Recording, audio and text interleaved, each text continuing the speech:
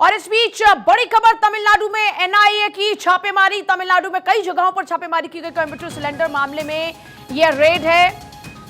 जानकारी सूत्रों से संदिग्धों की तलाश में एनआईए। तमिलनाडु में कई जगहों पर एनआईए की छापेमारी। केरल में भी छापेमारी की जानकारी। कोयंबटूर में कार सिलेंडर ब्लास्ट मामले में यह छापेमारी। एक्सक्लूसिव तस्वीर आप देख रहे हैं। केरल में भी एनआईए की छापेमारी जारी। तमिलनाडु में एनआईए की यह बड़ी कार्रवाई और एनआईए की रेड लगातार जारी। तस्वीरें आप देखिए, एक्सक्लूसिव तस्वीर आप देख रहे हैं। रेड मारी गई। प्रमोद राघवन मेरे साथ ज्यादा जानकारी के साथ मेरे सहयोगी जुड़े। प्रमोद राघवन, तमिलनाडु में एनआईए की बड़ी कार्रवाई और संदिग्धों की तलाश में ही लगातार रेड चल रही है। देखिए पूजा, ये बहुत इंपॉर्टेंट रेड है क्योंकि हम जिस तरीके से सबसे पहले हमने जो पिछले साल की बात है जब कोयंबटूर कार ब्लास्ट हुआ था, आपको याद होगा, उसके बाद मैंगलोर का जो कुकर बम ब्लास्ट हुआ था, हर जगह ये तार कहीं ना कहीं जुड़ रहे हैं। क्योंकि एनआईए की इन्वेस्टिगेशन में हमने लगातार इस बात का खुलासा किया है कि मैं जो मैंगलोर वाला ब्लास्ट था उसका भी कहीं ना कहीं, क्योंकि उसका जो मुख्य आरोपी था वो कोयंबटूर गया था और कोयंबटूर में मीटिंग्स हुई थी। फिर कोयंबटूर में जो पिछले साल जो गिरफ्तारी हुई थी कोयंबटूर कार ब्लास्ट को लेकर, उसमें कहीं मीटिंग्स वहाँ पे जंगल में हुई थी। अब जो पूछताछ चल रही है पिछले 10 से ज़्यादा जो कोयंबटूर ब्लास्ट में जो गिरफ्तारी हुई थी, उससे जो पूछताछ के बाद जो सुराग मिले हैं, उसी सुराग के आधार पर अब ये हर जगह को खंगाला जा रहा है जहाँ जहाँ पर स्लीपर सेल थे, जिन लोगों ने मदद करी। क्योंकि एक बड़ा प्लानिंग थी, एक बड़ी साजिश थी, जो कि कोयंबटूर में 4 मंदिर टारगेट पे थे।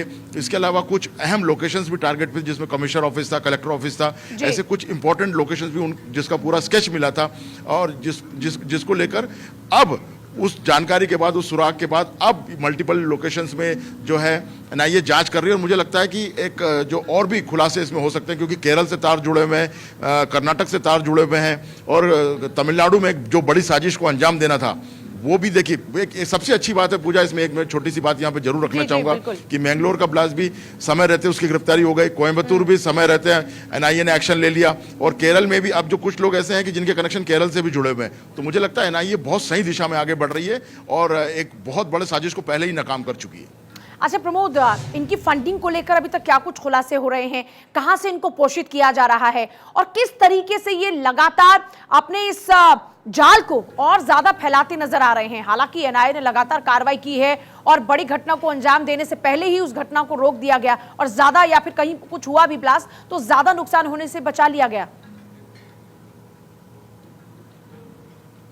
बिल्कुल, आपने बहुत अहम सवाल पूछा, और इसके पीछे जो फंडिंग की बात है, आपने बहुत अहम सवाल इसमें पूछा जाओगे। क्योंकि ये फंडिंग मैं आपको बताऊं कि आपको याद होगा जब पीएफआई पे बैन लगा था और उसके बाद जो केरल में जिस तरीके से जो गिरफ्तारियां हुई थी 100 से ज़्यादा, उसमें से ये जानकारी निकल के आई थी कि फंडिंग इनको ऐसे काम के लिए, ट्रेनिंग के लिए, हमने ये भी बात का खुलासा किया था कि कराटे के किस तरीके से ट्रेनिंग स्कूल चल रहे थे, और तमाम तरह की फंडिंग अलग अलग तरीके से इनके पास हो रही थी, चाहे वो एनजीओ के नाम पर हो रही हो। और वही पीएफआई का कनेक्शन इस कोयंबटूर ब्लास्ट में भी मैं आपको बता दूं, जो गिरफ्तारी हुई है उनका बैकग्राउंड कभी ना कभी वो पीएफआई के लिए काम कर चुके हैं। वो कहने के लिए भले उन्होंने पीएफआई छोड़ दिया था, लेकिन जमीनी स्तर पर, खुफिया स्तर पर, तो यह कहें कि पीएफआई बैन हो चुका है, लेकिन उसके बावजूद भी ये पीएफआई संगठित रूप से चलाया जा रहा है। पर्दे के पीछे इसका पूरा खेल अब भी जारी है।